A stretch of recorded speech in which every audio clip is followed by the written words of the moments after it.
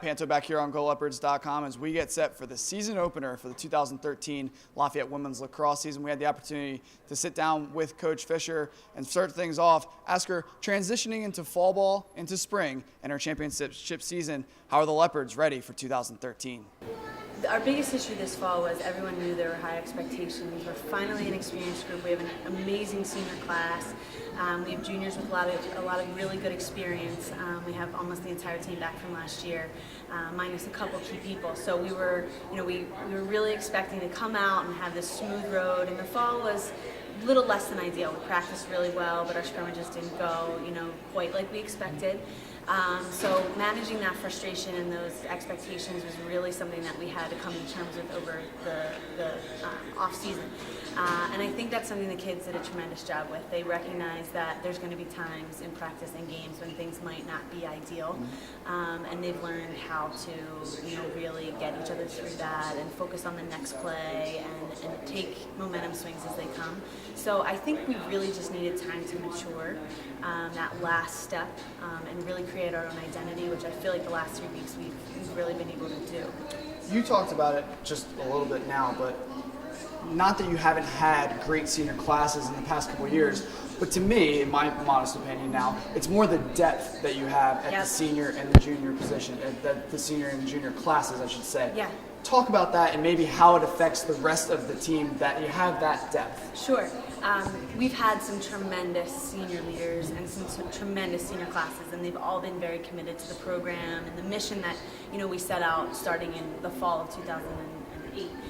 But this group was the first recruiting class, so they were sort of pigeonholed in the beginning as, oh, you're Allie's kids, like you're the new generation, which is a transition for them. Sure. But they have been committed from day one to a certain standard and a certain culture and a certain deal, which now as seniors with 4 years of experience, they've been able to really put into place. Cammie Linville is the most amazing natural leader that I've had the pleasure of working with, and she influences her class so tremendously, and they all trust her to a great extent. So they were happy that she was the captain and that she was named captain, and they all really do know what their niche and their role is as far as leadership goes, and they support each other incredibly well. They're completely on the same page about everything from team rules to expectations at practice, to what they should wear, how they should act, what they should do on and off the field. So I think that has made it so easy for our underclassmen. And we're planning to most likely start, I would say at least 4 or 5 seniors and 3 or 4 juniors. So we're definitely in an experienced place, which makes life so much easier on the staff, on the kids. They know what to expect. They've played together for years. And I think we can really use that to our advantage this year. You just took my next question, so I'll ask you one side of it that you didn't touch on. How much does that help on the field? Obviously, I think it's huge in practice and out of a game setting, on campus, through the academics and the academic rigors that you set here at Lafayette. How does that help on the field and maybe not having to take a timeout when you had to, or just the game situations, I guess? Yeah, well, I have to coach a lot less, which is really nice. Because, Addie Godfrey pretty much runs our attack. I mean, we confer on things, and, there are times when I call things in, but she's pretty much in control in that regard. And the other seniors being, Jess Rossi and Vic Maxon, and Cammie's up there, but Cammie takes a little lesser role in attack and more of a leadership role on the defensive end. But they are pretty much in control. Like, if they think that they can really take advantage of a defense, it's their call. And I'm very trusting in that. We've been down this road for 4 years. We know each other really well, that they can make that call.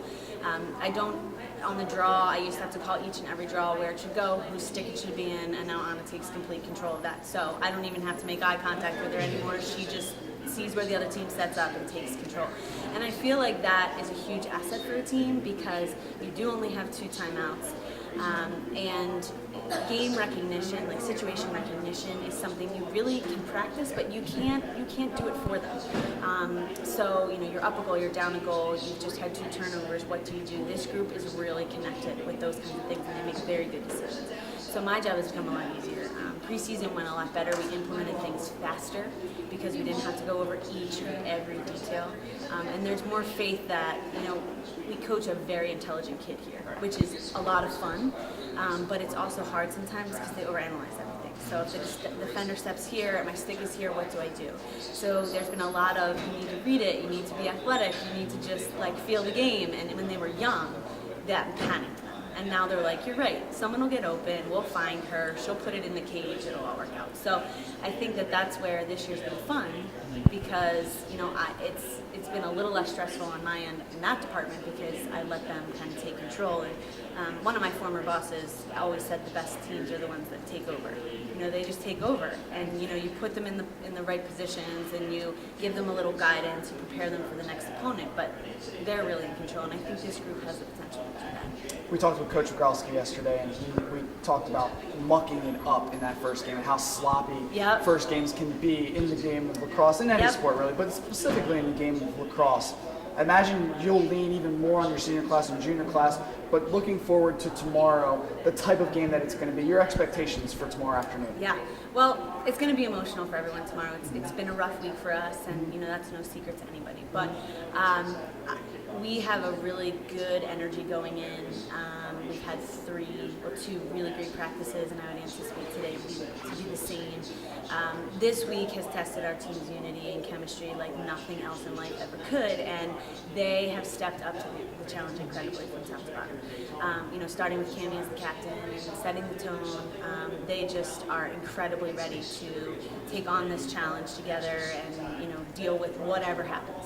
I'm sure we will be tight in the beginning. That there is no doubt that first possession is going to be a rough one. Well, it could go one of 2 ways. Either it could be one of those momentum changing, like lickety-split goals, because we have the potential to do that, or it could be, are we ever going to hit the net today?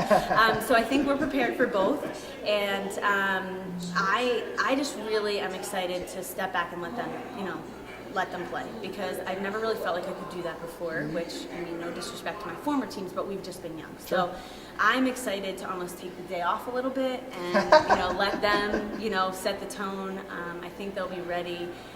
Everything leading up to tomorrow, from what we're doing for dinner to what we're eating for breakfast, for when they're putting on their socks and shoes, has been kind of mapped out, because they want that routine, and they want to make the game a really sacred experience, because it's their hour together, and no one else can touch them, and no one else can impact it, minus a call here or there from the refs.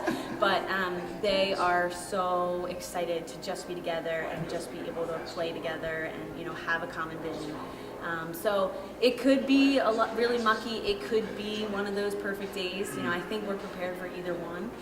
But either way, I think that they'll have, they'll get a lot out of tomorrow, and it'll be a great success regardless of the results. If you get bored on the field tomorrow, come up to the press box. Yeah, I might have to. I might come up and check those stats. No, I'm just kidding.